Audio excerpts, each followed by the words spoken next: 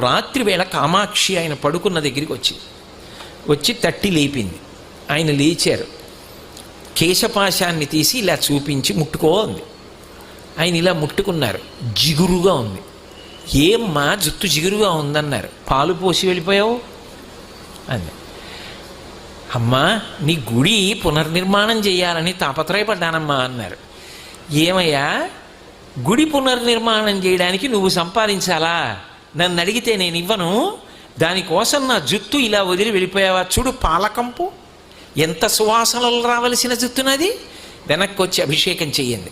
రాత్రికి రాత్రి ఆయన బ్రిటిష్ ప్రభుత్వం వారిని అడిగారు తలుపులు తీయమని. తీశారు. వాళ్ళు గౌరవం కొద్ది, వాళ్ళకి ఆ గౌరవం ఉండేది.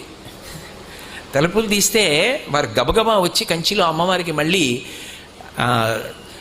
అభిషేకం పూర్తి చేశారు. ఆ తర్వాత ఎక్కడి నుంచి వచ్చిందో కాసుల వర్షం పడిపోయింది. ఆ దేవాలయం అంతా పునర్నిర్మాణం చేశారు.